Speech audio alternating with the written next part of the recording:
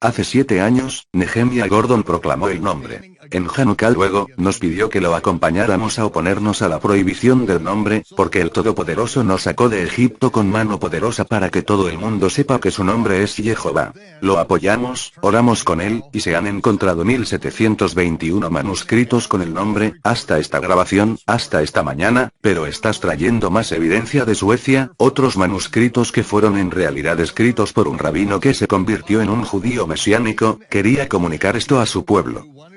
Cuéntanos más. Bueno, en los 1721, esos son solo manuscritos del Tanaj, ni siquiera estamos hablando del Nuevo Testamento. Estamos hablando de los tesoros del Vaticano. Correcto. Eso está más allá del 1721, lo que quiero decir, Michael, hay todo un mundo que no hemos ni siquiera empezado a ver, que son los libros de oración, que significa que había judíos que copiaban oraciones, ponían las vocales, todo tipo de documentos donde los judíos registraban las vocales que están fuera del Tanaj, del Antiguo Testamento. No nos centramos en eso porque incluso eso nos va a llevar años. Así que no todos los judíos siguieron la prohibición que fue puesta en marcha por Roma inicialmente. Bueno, eso es así. Por eso es un tema aparte, lo que significa que estos rabinos estaban escribiendo el nombre de Jehová con esas vocales, no lo pronunciaban así, lo que significa, y esto es realmente interesante y no puedo estar en todo eso ahora, pero básicamente, tenemos todas estas fuentes rabínicas, hice una enseñanza en mi sitio web, nehemiaswall.com, que se llama 10 rabinos hablan sobre el nombre, o algo así. Y muestro que hay 10 rabinos. Y por cierto, día de hoy, tenemos 19 rabinos, que explícitamente nos dicen que las vocales son Jehová. Esto es importante porque hay una idea errónea por ahí, incluso entre eruditos muy serios, que ningún judío pensó nunca que nombre era Jehová. Ese es solo un error tonto que los cristianos cometieron porque no sabían lo que estaban viendo. Leyeron las vocales de Adonai. Pensaron que esas eran las vocales del nombre. Y he demostrado que hay al menos 10 rabinos, y ahora como dije tengo 19, y eventualmente voy a compartir esos públicamente, que dicen que las vocales del nombre son Jehová. Y la cuestión es que, cuando Mose de Cracovia estaba escribiendo este Nuevo Testamento para su audiencia judía, tuvo que poner Jehová como la pronunciación. Si no, se reirán de él en la sinagoga. No escucharían nada de lo que tenía que decir. De todos modos no sé si le harían caso. Ok, pero al menos él tuvo la oportunidad de presentarles lo que entendía que era el Evangelio de la mejor manera posible basándose en lo que él sabía. Y si hubiera escrito Yahweh se hubieran reído de él. Ahora, aquí hay otro manuscrito de Uppsala, Suecia, y es ligeramente posterior, de Johan Kemper, o Mose de Cracovia, este es uno de sus discípulos. Y esto es realmente interesante porque aquí ha traducido los evangelios una vez más. Entonces este es un discípulo suyo. Entonces él creía en Yeshua.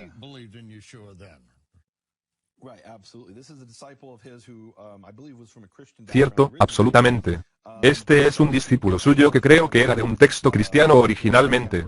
Pero estudió hebreo con Mose Camper, o Johan Camper, y continuó este proceso de refinamiento y traducción de los evangelios. Esta vez quiero decir que lo tradujo del griego es lo que recuerdo. Pero en cualquier caso, cuando llega al nombre, ¿qué es lo que escribe? Escribe Jehová, y pone a las vocales. Ahora, no estoy diciendo que esto sea del siglo I. Todo lo contrario. Sabemos que esto fue traducido en el siglo XVIII, pero fue traducido para un público judío. Y si lo traduces para una audiencia judía y estás poniendo las vocales, tienen que ser las vocales de Jehová, porque esas son las vocales que la audiencia sabe que son las verdaderas vocales. Ahora, alguien podría venir y decir, bueno, los judíos no sabían de qué estaban hablando. Espera. Pablo dice que los oráculos de Dios fueron entregados a los judíos. Eso es precisamente lo que dice.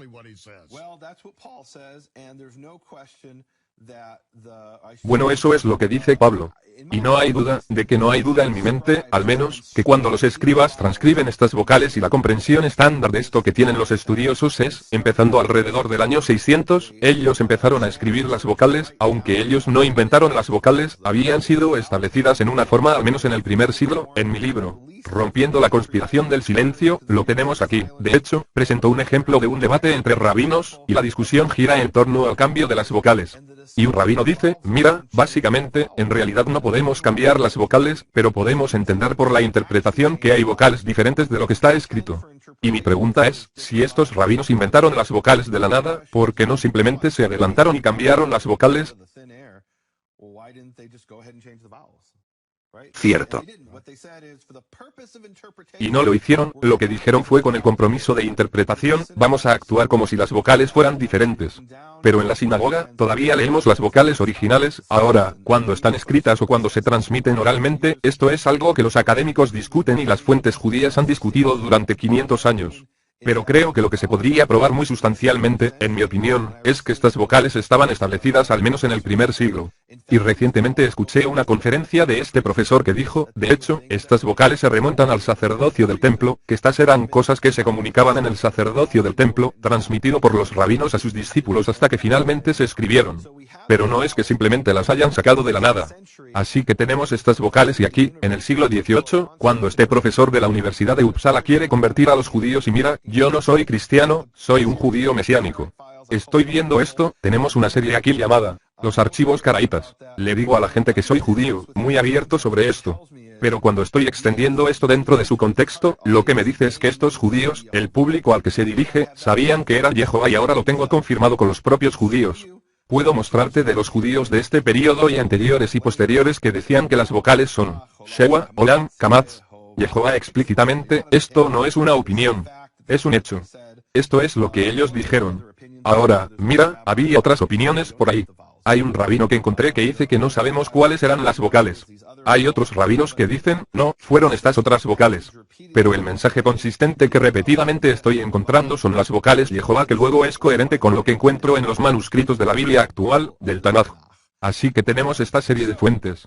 Ahora, Michael, una de las cosas que he escuchado de la gente es que dicen, Nehemia no nos importa si traes. En realidad un tipo me dijo, no me importa si traes mis manuscritos. Y eso fue mucho antes de que tuviera 1000 manuscritos. Ahora hay 1721 hasta hoy. Pero dijo, no me importa si tienes 1000 manuscritos. Ya sabes, a mí me enseñaron que eran las vocales de Adonai. Es lo que dice mi libro de gramática. No me importa lo que digas. Y ni siquiera nos fijamos en las vocales de esos judíos de todos modos.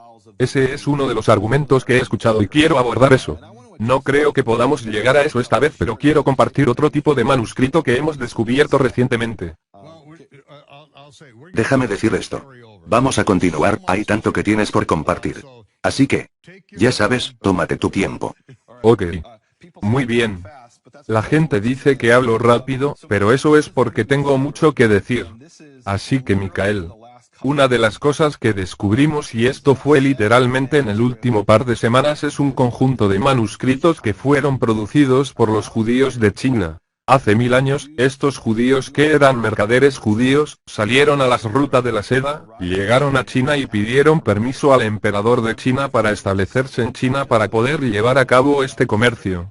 Y una de las principales rutas comerciales del mundo judío, edades de lo que hoy es Siria, a través de Irak, Irán, Afganistán hasta China. De hecho, algunos de los primeros manuscritos más antiguos del Mar Muerto que han sido descubiertos con caracteres hebreos fueron encontrados en Afganistán, en el oeste de China.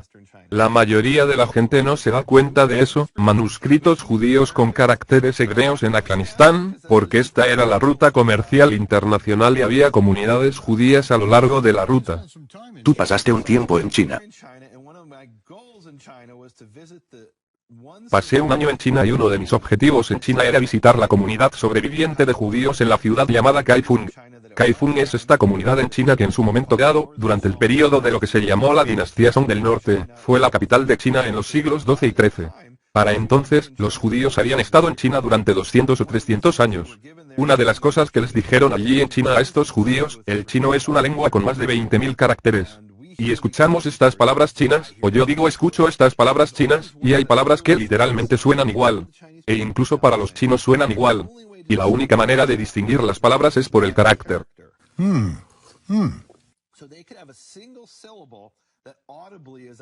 Así que podrían tener una sola sílaba que auditivamente es idéntico con 60 significados diferentes no relacionadas. La forma en que se distingue es el carácter. Y recuerdo que en China, veía a la gente, que decían alguna palabra y la otra persona no le entendía. Y dibujaban la palabra en su mano. Sí. Dibujan el carácter. Por eso tienen tantos caracteres. Así que los judíos de China tienen 7, creo que son 7 caracteres que son únicos de los apellidos judíos. Estos caracteres no se utilizan para nada más en el idioma chino, por lo que sé, fueron concedidos a los judíos chinos por el emperador de China. Y cuando los escuchas por su nombre, creo que es algo así como Lee, bien. Y tú piensas, es un nombre común como Bruce Lee, pero Bruce Lee tiene un carácter diferente que el judío chino. Así que fui a visitar a estos judíos chinos cuando estuve allí en 2014 y en realidad terminé reuniéndome con dos grupos diferentes de judíos y no podía dejar que cada grupo supiera que me reuní con el otro grupo. Y fue como supe que eran realmente judíos, porque dos se hablan entre ellos. Tienes dos comunidades, en realidad tres comunidades de judíos y no se hablan. Eso demuestra que son judíos. Michael, hay un viejo chiste sobre un judío está varado solo en una isla desierta. Y está allí durante años en la isla desierta y finalmente se decide, voy a tomar un poco, ya sabes, de palmeras de coco, cortarlas y construir una sinagoga. Pero entonces se da cuenta de que tiene que construir una segunda sinagoga. Y cuando le encuentran años después le preguntan, ¿por qué necesitas dos sinagogas? Eres una sola persona. Él dijo, la primera es a la que voy cada Shabbat, a la segunda, no iría ni muerto. Así que, ya sabes, eso es lo que quiero decir.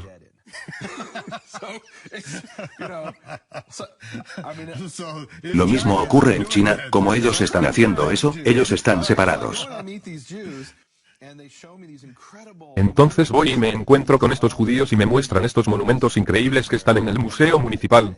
En el ático hay escondidos estos tres monumentos, que se escribieron dando la historia de los judíos chinos, literalmente escrito en piedra, que se remonta a 500 años atrás hablando de cómo llegaron 1000 años antes. Y tienen todo tipo de historia y cosas muy interesantes. Lo que no sabía en ese momento es que en el año 1751, un grupo de británicos llegó a China y entró en contacto con los judíos de Kaifeng y dijeron, queremos comprar algunos de sus manuscritos. Y los compraron. Y esto es importante porque hay muchas inundaciones en Kaifeng. Así que la mayoría de los manuscritos originales que estaban en Kaifeng han sido destruidos por una serie de inundaciones. Pero los que fueron llevados a Londres sobrevivieron. ¿Fueron llevados a Londres? Fueron llevados a Londres. Primero fueron llevados a Shanghái y luego desde Shanghái fueron comprados por la Sociedad de Londres, una sociedad bíblica. Y luego, en la década de 1920 los compraron de esta Sociedad de Londres por el Hebrew Union College en Cincinnati. Ahora, ese fue el lugar al que fui a ver, no, que se llama HUC número 1, que es uno de los manuscritos importantes del Tanaj que está en China, eso es de la tierra de Israel o en algún lugar de esa zona desde mucho antes. Estos manuscritos son muy posteriores. Son de aproximadamente del siglo XVII. Pero fueron copiados por generación tras generación por esos judíos chinos que a lo largo del tiempo habían sido aislados. Estuvieron aislados de la población de judíos. Tenían estos manuscritos de la Biblia y ni siquiera sabían necesariamente lo que estaban copiando. Pero la cultura china es realmente buena reproduciendo cosas. Y eso es porque tienen un lenguaje complicado, el lenguaje escrito. Así que tienen que ser realmente buenos reproduciendo las cosas. Así que ellos vieron estas letras hebreas y caracteres y las reprodujeron. Y ahora puedo coger una Biblia china del siglo XVII producido por un judío chino en Kaifeng y puedo leerlo como si estuviera leyendo periódico israelí o como si estuviera leyendo manuscrito de hace 1000 años. Es un hebreo perfecto. Ahora, cuando los visitaste, ¿les hablaste en hebreo? A uno de los grupos le hablé en inglés, con el otro hablé en chino a través de un intérprete, pero estaban aprendiendo hebreo y podíamos escribir en hebreo y podían entender algo del hebreo escrito. Y yo podía entender lo que estaban escribiendo en hebreo, lo cual es bastante genial, ya sabes, estoy conociendo a estos judíos chinos y se miran chinos porque se han estado pasando entre sí aquí durante siglos. Pero le pregunté a esta mujer, le dije, ¿cuándo descubrió que era judía? Ella dijo, no lo sé. ¿Qué quieres decir? Cuando tenía 2 o 3 años, mis padres me dijeron que era judía. ¿Cómo lo sabían tus padres? Porque siempre han sido judíos. Tenemos un carácter judío en nuestro apellido. Y me contaron cómo era este carácter específico de los judíos. Cuando estuve en Kaifeng, me llevaron a un lugar llamado Calle del Aprendizaje de la Torá. Hay una calle en Kaifeng, China, llamada Calle del Aprendizaje de la Torá. Y eran algo conocidos por la población local que no entendía realmente quiénes eran los judíos, pero sabían que esa era la gente extraña que no comía cerdo. Lo cual tienes que entender que para un chino que no come cerdo, sería como si dijeras. Bueno, realmente sería como si los norteamericanos dijeran, mira, yo no bebo agua. Beber agua va en contra de mi religión. Los chinos no pueden entenderlo. Recuerdo haber estado en China y contarle a la gente que no comía carne de cerdo. Con mi mala pronunciación en chino, no como carne de cerdo. Y me miraban y decían, ¿cómo estás vivo? Y yo decía, parece que estoy bastante bien, ¿sabes? Entonces, Bueno, cuando estaba allí en Kaifeng, no sabía de estos manuscritos. E incluso cuando visité el Hebrew Union College, no llegué a ver todo. Así que sabía de hecho que sabía de algunos de sus manuscritos chinos, pero no de sus manuscritos bíblicos de China. Así que ahora estos manuscritos se han puesto en línea. Y por primera vez hace unas semanas, pude ver sus manuscritos en línea, que salieron de Kaifeng en 1751. Fueron escritos probablemente 100 años antes. Y tienen las vocales. ¿Puedo mostrarle a la gente? Por favor. De acuerdo. Así que tienen. Déjame buscarlo aquí. Aquí está. Oh, esto es realmente genial. Mira esto. Esto es del Hebrew Union College y dice manuscritos hebreos de China. Muy bien. Y es uno de los muchos manuscritos. Este es un manuscrito particular. LXI 59.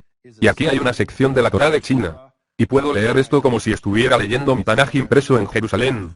Y dice.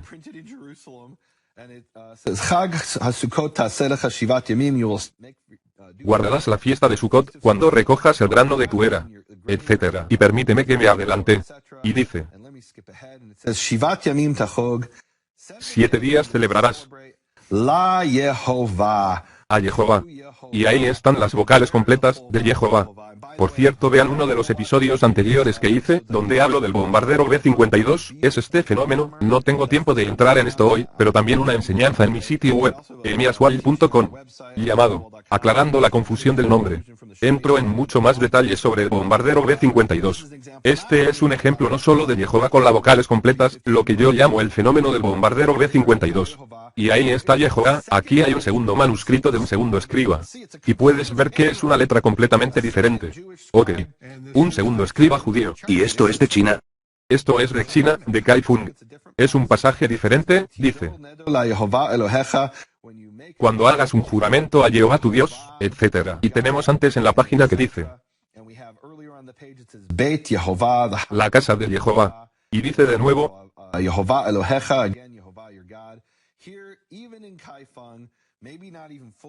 Jehová tu Dios.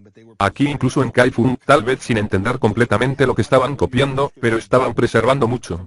Estaban aislados, así que solo tenían los manuscritos más antiguos que trajeron con ellos de Afganistán y antes de eso de Persia y eventualmente de la tierra de Israel. A medida que emigraban hacia el este, estas bandas de judíos mercaderes finalmente se establecieron en China, trajeron consigo estos manuscritos hebreos y los copiaron con diligencia. Y puedo leerlos perfectamente.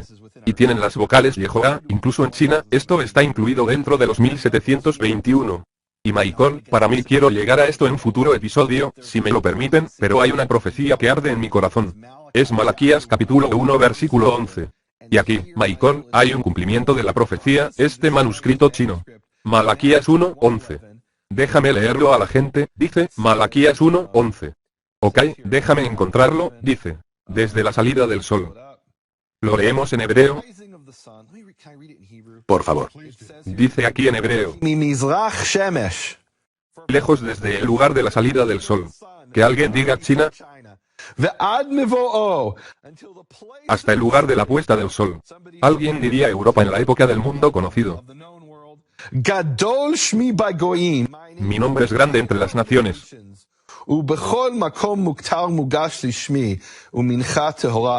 Todo lugar. Esto es realmente interesante, voy a guardar esto para la próxima vez cuando hablemos de esto, y dice de nuevo, porque mi nombre es grande entre las naciones.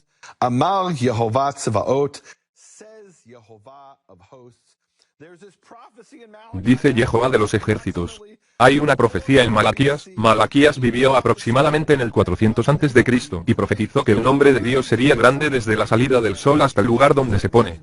Solo puedo imaginarme a la gente en Israel en la época de Malaquías que escuchó esto en Jerusalén y en su limitada comprensión del mundo. Tal vez pensaron que esto significaba la salida del sol, algún lugar tan lejano como quizás Babilonia o Persia, con lo que estaban familiarizados, y tal vez tan lejos como Grecia, de la que tenía un vago conocimiento, no podían haber imaginado ni en sus sueños más remotos, y lo que Malaquías estaba hablando era del mundo entero, desde tan lejos como China, hasta Islandia. Hicimos un programa sobre eso en los archivos caraítas. Hablamos de encontrar el nombre de Jehová en Islandia con las vocales completas y su nombre siendo glorificado así y ahora en el mundo entero las palabras de Malaquías son ciertas. Michael. Tenemos muy poco tiempo. ¿Puedes hablar brevemente a la gente sobre lo que hice para tratar de glorificar el nombre de Jehová y difundir este mensaje? what I did to try to glorify Jehovah's name and spread this message. Bueno, quiero que vuelvas la próxima vez y les muestres esto. Porque aquí está. Esto es de Dinamarca. Es una moneda de los años 1640, del rey de Dinamarca. Y dice Jehová con las vocales completas, un cumplimiento de la profecía de Malaquías. Durante años quise esta moneda y me contacté con una casa de monedas en Utah. Y los hice reproducir esta moneda de plata con una onza de Troy de plata. En el reverso de la moneda, que puse, el verso de Malaquías en hebreo. Gadol Shmi Bagoyim. Mi nombre es grande entre las naciones, y ustedes no van a creer la historia que hay detrás de esta moneda redonda de plata, de cómo se vincula con el tejido mismo de la historia de los Estados Unidos de América. Es un cumplimiento de la profecía bíblica. Nehemia, ¿cerrarías con la bendición arónica? Lo haré. La verdadera bendición arónica. Jehová, muchas gracias por darme la oportunidad de estar aquí con Michael, y compartir el cumplimiento de las palabras de tu profecía. Yevarechecha Yehovah v'yishmerecha. Jehová te bendiga y te guarde. Yaer Yehovah panav elecha v'yichuneka. Jehová haga resplandecer su rostro sobre ti y tenga de ti misericordia. Yisa Yehovah panav elecha. Jehová alce sobre ti su rostro. V'yasem lecha shalom. Y te dé paz, te dé shalom, en el nombre de Yeshua. Amén. Bueno, acaba de empezar la aventura, damas y caballeros, acompáñanos de nuevo aquí la próxima vez en esta serie de enseñanzas de Noche de Shabbat en vivo. Que tenga una buena semana y nos vemos aquí próximamente. Gracias, Nehemia.